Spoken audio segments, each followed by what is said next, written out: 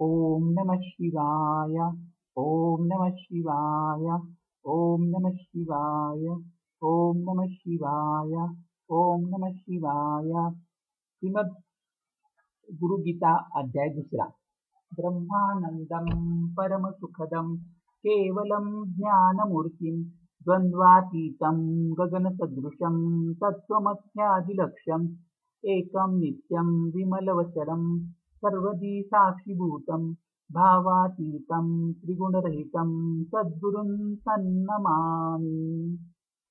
सद्गुरूंचे यथार्थ वर्णन करणारी ही ओवी आहे. सद्गुरू हे ब्रह्मानंद स्वरूप असून परम सुख देणारे आहेत. ते केवल ज्ञानस्वरूप आहेत आणि सुख दुःख शीत उष्ण आणि द्वंद्व रहित आहेत. आकाशासमान सूक्ष्म असून सर्व व्यापक आहेत. ते तत्वमसी आदी महावाक्यांचे लक्ष्यार्थ आहेत. ते एक असून नित्य मलरहित आहे. ते अत्यंत शुद्ध असून अचल आहे. ते समस्त बुद्धिजीवांचे साक्षी आहे. ते भावनेच्या परे असून सत्व रज तम या तीन गुणांनी रहित आहे. अशा या सद्गुरूंच्या चरणी मी अत्यंत नम्र भावाने नमस्कार करतो. श्री गुरुदेवांनी वर दर्शविलेल्या मार्गाने मनाची शुद्धी करून घ्यावी. ज्या कोणत्या अनित्य वस्तू इंद्रियांच्या विषय होतील त्यांचे खंडन निराकरण करावयास हवे. येथे अधिक सांगून काय उपयोग. श्री गुरुदेवांच्या परमकृपेशिवाय कोट्यावधी शास्त्रांच्या अध्ययनाने सुद्धा चित्ताची शांती दुर्लभ आहे. सद्गुरू आपल्या करुणामयी तलवारीच्या प्रहाराने आपल्या शिष्याचे आठही पाश अर्थात संशय, दया, भय, संकोच, निंदा, प्रतिष्ठा, कुलाभिमान, संपत्ती ह्या कापून टाकून त्यास निर्मल आनंद प्रदान करतात. सद्गुरूंची एवढी महत्ता ऐकल्यावर सुद्धा जे गुरुनिंदा करतात ते यावत चंद्र दिवा करो घोर नरकात राहतात. भगवान शिव पुढे सांगतात, हे देवी, देह कल्पाच्या अंतापर्यंत राहिला तरी तोपर्यंत श्री गुरुदेवांचे स्मरण करावयास हवे. आत्मज्ञान प्राप्त झाल्यावर सुद्धा, स्वच्छंद अर्थात स्वरूपाचे ज्ञान झाल्यावर सुद्धा शिष्याने गुरुदेवांची शरणागती सोडावयास नको. गुरुदेव समोर प्रज्ञावंत शिष्याने सुद्धा अहंभावाचे प्रदर्शन करू नये. मी असे मोठे कार्य केले अशा बढाया मारू नयेत. श्री गुरूंशी कधीही असत्य बोलू नये. शिष्याने सर्वदा आणि सर्व अवस्थांमध्ये अद्वैताची भावना बाळगली पाहिजे. परंतु गुरुदेवांच्या बरोबर मात्र अद्वैताची भावना कदापिही करू नये. जे शिष्य गुरुदेवांसमक्ष अहंभावाने बोलतात आणि गुरुदेवांना योग्य सन्मान न देता तू असे संबोधन करतात, ते पुढच्या जन्मी निर्जन मरुभूमीमध्ये ब्रह्मराक्षसाच्या रूपात अवतरतात. जोपर्यंत दृश्य प्रपंचाची विस्मृती होत नाही तोपर्यंत श्री गुरुदेवांच्या पावन चरणविंदांची पूजा अर्चना करावयास हवी. असे करणाऱ्यालाच कैवल्य पदाची प्राप्ती होते. याच्या विरुद्ध करणाऱ्यास होत नाही. संपूर्ण ज्ञान प्राप्त केल्यावर, महान तत्वज्ञ झाल्यावर सुद्धा गुरुदेवाचा त्याग करावयास नको. तसेच केल्यास शिष्यास मृत्यूसमयी महान विक्षेपांना तोंड द्यावे लागते. श्री शिव भगवान पार्वतीस पुढे म्हणाले, हे देवी, गुरूंच्या समक्ष शिष्याने आपण स्वतःहून कोणालाही उपदेश करू नये. अशा प्रकारे उपदेश करणारा ब्रह्मराक्षस योनीस प्राप्त होतो. गुरुदेवांच्या आश्रमात शिष्यांचे वर्तन अत्यंत शुद्ध आणि पवित्र असावयास हवे. शिष्यांनी आश्रमात विहार करणे, दीक्षा देणे, व्याख्यान देणे, प्रभुत्व दाखविणे, गुरुदेवांना आज्ञा देणे ही सर्वस्वी निषिद्ध कर्मे आहेत. गुरुदेवांच्या आश्रमात शिष्याने आपले वेगळे असे राहण्याचे स्थान आणि ऐशारामासाठी पलंग आदी करू नये. गुरुदेवांच्या सम्मुख पाय पसरून बसणे, शरीराचे भोग भोगणे आणि अन्य लीला करणे सर्वथा अयोग्य असल्याने ते करू नयेत. गुरूंचा आदेश तो सत्य असो अथवा असत्य असो त्याचे उल्लंघन कधीही करू नये. गुरुदेवांच्या आज्ञेचे पालन रात्रंदिवस करीत राहून त्यांच्या सान्निध्यात दास बनून राहावे. जे द्रव्य गुरुदेवांनी दिलेले नाही त्याचा कुठेही उपयोग करू नये. गुरुदेवांनी दिलेले द्रव्य गरीब व्यक्तीप्रमाणे ग्रहण करावे. त्याचे मोल एवढे असते की त्याने प्राण सुद्धा प्राप्त होऊ शकतात. गुरुदेवांच्या पादुका, आसन, अंथरूण, पांघरूण आणि त्यांच्या उपयोगात येणाऱ्या वस्तूंचा योग्य सन्मान करावा. त्यांना नमस्कार करावा. त्यांना पायाने कधीही स्पर्श करू नये.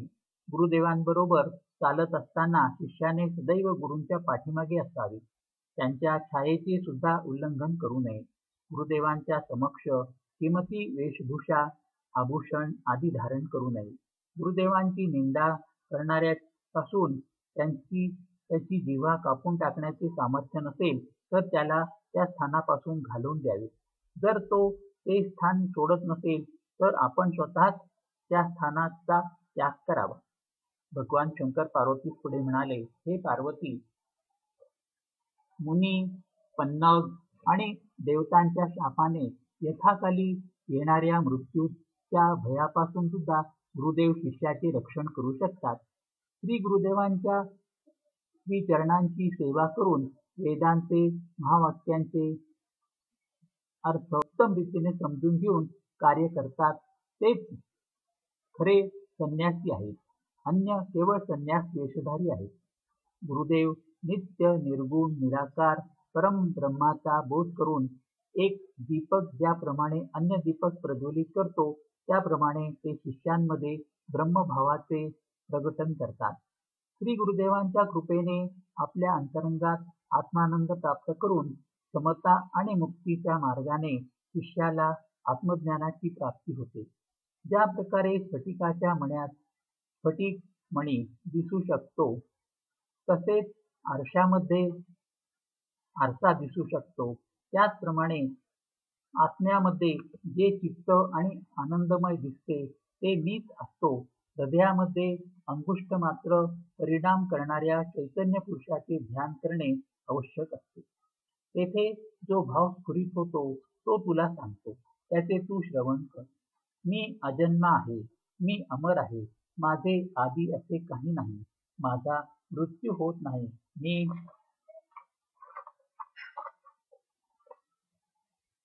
निर्विकार असून मी चिदानंद आहे, मी अणुपेक्षा सुद्धा लहान असून महान वस्तूमध्ये सर्वात महानात महान आहे. हे पार्वती, ब्रह्मा स्वभावानेच अपूर्व, जे ज्याच्या पूर्वी कोणी नव्हता असे, अद्वितीय, नित्य, ज्योतिस्वरूप, निरोग, निर्मल, परम, आकाश स्वरूप, अचल, आनंद स्वरूप, अविनाशी, अगम्य, अगोचर, नामरूप रहित आणि निःशब्द आहे हे जाणावयास हवे. ज्या प्रकारे कापूस, फूल इत्यादी वस्तूंमध्ये गंधत्व असते, कापूर, फूल इत्यादी वस्तूंमध्ये गंधत्व असते, तसेच अग्नीमध्ये उष्णता आणि जलामध्ये शीतलता स्वाभाविकच सिद्ध असते.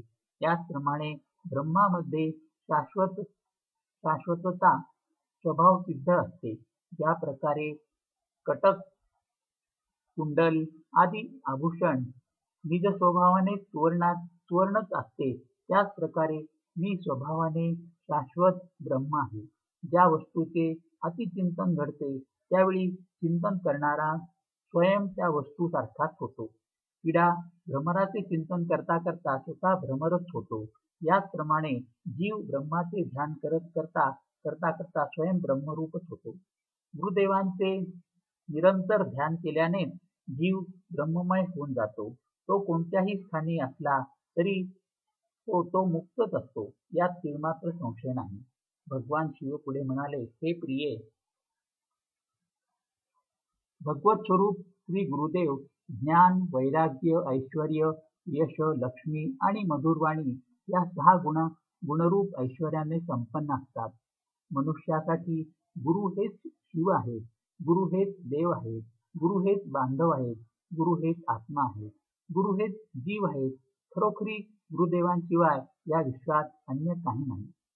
एकाकी, कामनारहित, शांत, चिंतारहित, ईर्ष्यारहित आणि बालकासारखा जो शोभून दिसतो तोच ब्रह्मज्ञानी म्हणून संबोधिला जातो.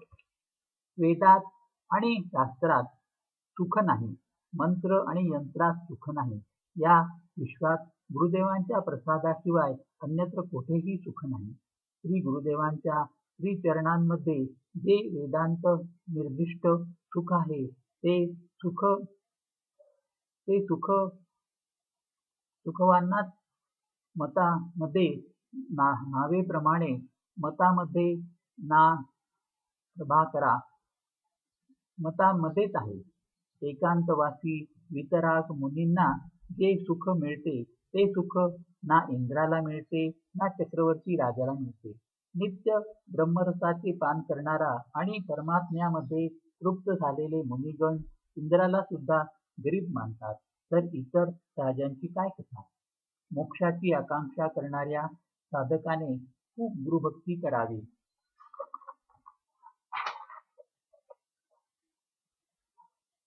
कारण गुरुदेवांच्या द्वारात परम मोक्ष प्राप्ती होते.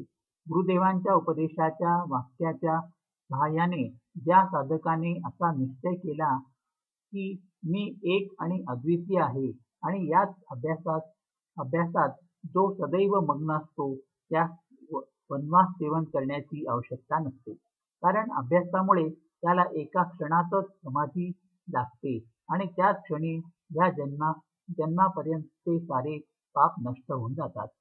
गुरुदेवच सत्वगुणी होऊन विष्णू रूपाने या जगताचे पालन करतात, रजोगुणी होऊन ब्रह्मदेवाच्या रूपाने जगताचे सृजन करतात आणि तमोगुणी होऊन शंकराच्या रूपाने या विश्वाचा संहार घडवून आणतात. गुरुदेवांचे दर्शन घेऊन त्यांच्या कृपाप्रसादाने सर्व प्रकारच्या आसक्तींचा त्याग करून एकाकी निस्पृह आणि शांत होऊन राहावयास हवे. जो जीव या जगतात सर्वमय, आनंदमय आणि शांत होऊन सर्वत्र विचरण करतो त्यास सर्वज्ञ म्हणतात. असा पुरुष ज्या ठिकाणी वास्तव्य करतो ते स्थान पुण्यतीर्थ होते. हे देवी, तुमच्या समक्ष मुक्त पुरुषाचे लक्षण मी सांगितले. भगवान शंकर गुरूंचे महात्म्य सांगताना पुढे म्हणाले, हे प्रिये, मनुष्याने चारी वेद, वेदांचे 6 अंग, अध्यात्मशास्त्र तसेच अन्य सर्व शास्त्रांचा अभ्यास जरी केला तरी सुद्धा त्याला गुरुविना खरे ज्ञान प्राप्त होत नाही.